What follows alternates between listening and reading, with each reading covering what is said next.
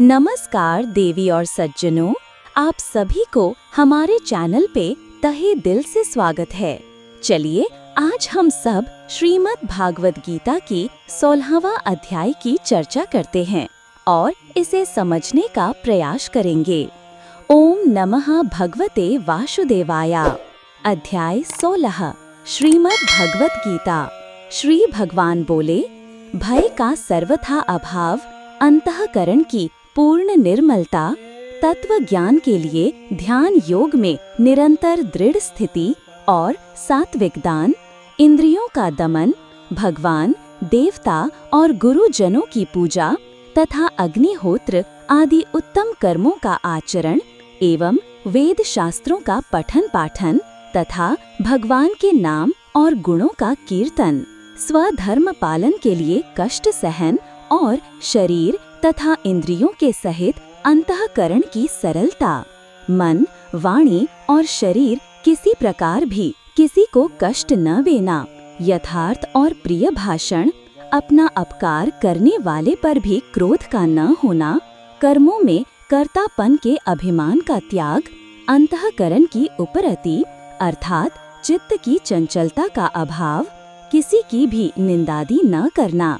सब भूत प्राणियों में हेतु रहित दमा, इंद्रियों का विषयों के साथ संयोग होने पर भी उनमें आसक्ति का न होना, कोमलता, लोक और शास्त्र से विरुद्ध आचरण में लज्जा और व्यर्थ चेष्टाओं का अभाव, तेज, क्षमा, धैर्य, बाहर की शुद्धि एवं किसी में भी शत्रु भाव का न होना और अपने में पूज्यता के अभिमान का अभाव, ये सब तो हे अर्जुन दैवी संपदा को लेकर उत्पन्न हुए पुरुष के लक्षण हैं।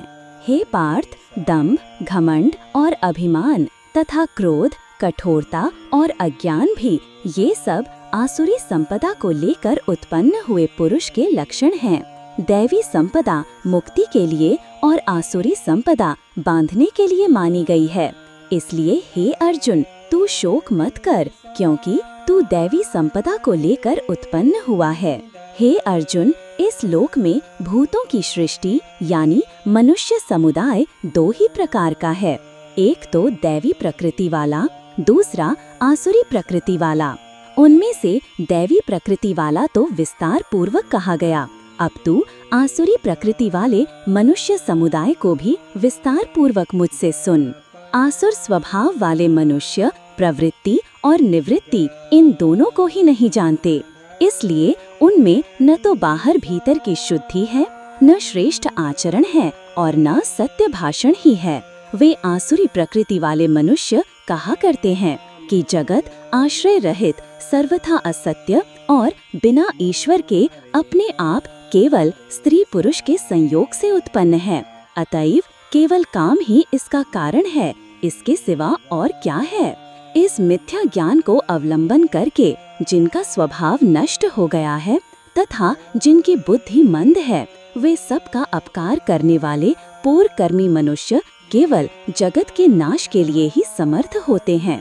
वे दंभ, मान और मद से युक्त मनुष्य किसी प्रकार भी पूर्ण न होने वाली कामनाओं का आश्रय लेकर अज्ञान से मिथ्या सिद्धांतों को ग्रहण करके और भ्रष्ट आचरणों को धारण करके संसार में विचरते हैं तथा वे मृत्यु पर्यंत रहने वाली असंख्य चिंताओं का आश्रय लेने वाले, विषय भोगों के भोगने में तत्पर रहने वाले और इतना ही सुख है इस प्रकार मानने वाले होते हैं। वे आशा की सैकड़ों फांसियों से बंधे हुए मनुष्य काम, क्रोध के परायण होकर विषय भोगों के लिए अन्याय पूर्वक धनादि पदार्थों का संग्रह करने की चेष्टा करते हैं। वे सोचा करते हैं कि मैंने आज ये प्राप्त कर लिया है और अब इस मनोरथ को प्राप्त कर लूंगा। मेरे पास ये इतना धन है और फिर भी ये हो जाएगा। वह शत्रु मेरे द्वारा मारा गया और उन दूसरे शत्रुओं को भी मैं मार डालूंगा।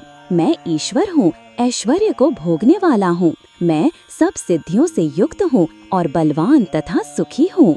मैं बड़ा धनी और बड़े कुटुंब वाला हूँ। मेरे समान दूसरा कौन है। मैं यज्ञ करूँगा, दान दूंगा और आमोद प्रमोद करूँगा।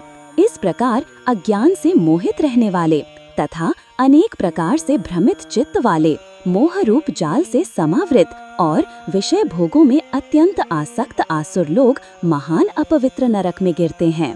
वे अपने आप को ही श्रेष्ठ मानने वाले घमंडी पुरुष धन और मान के मद से युक्त होकर केवल नाम मात्र के यज्ञों द्वारा पाखंड से शास्त्र विधि रहित भजन करते हैं। वे अहंकार, बल, घमंड, कामना और क्रोधादि के परायण और दूसरों की निंदा करने वाले पुरुष अपने और दूसरे के शरीर में स्थित मुझ अंतर्यामी से द्वेष करने वाले होते हैं। मैं द्वेष करने वाले पापाचारी और कूरकर्मी नराधमों को मैं संसार में बार बार आसुरी योनियों में ही डालता हूँ। हे अर्जुन, वे मूढ़ मुझको न प्राप्त होकर ही जन्म जन्म में आसुरी योनियों को प्राप्त होते हैं, फिर उससे भी अति नीच गति को प्राप्त होते हैं, अर्थात घोर नरकों में पड़ते हैं। काम, क्रोध तथा लोभ ये 3 प्रकार के नरक के द्वार आत्मा का नाश करने वाले अर्थात उसको अधोगति में ले जाने वाले हैं। अतः इन तीनों को त्याग देना चाहिए। हे अर्जुन, इन तीनों नरक के द्वार से मुक्त पुरुष अपने कल्याण का आचरण करता है, इससे वो परम गति को जाता है, अर्थात मुझको प्राप्त हो जाता है। जो पुरुष शास्त्र विधि को त्याग कर अपनी इच्छा से मनमाना आचरण करता है, वह न सिद्धि को प्राप्त होता है, न परम गति को और न सुख को ही। इससे तेरे लिए इस कर्तव्य और अकर्तव्य की व्यवस्था में शास्त्र ही प्रमाण है, ऐसा जानकर तू शास्त्र विधि से नियत कर्म ही करने योग्य है। श्रीमद् भागवत गीता की 16वां अध्याय इस प्रकार संपूर्ण करते हैं। मुझे उम्मीद है कि आप सभी को आज की टॉपिक्स पसंद आई होगी। अगर पसंद आई हो तो कमेंट्स में ओम नमः भगवते वासुदेवाय लिखकर श्री हरि को प्रणाम करिएगा। फिर अगला वीडियो में मिलते हैं। तब तक आप सब खुश रहें। धन्यवाद। जय श्री कृष्ण।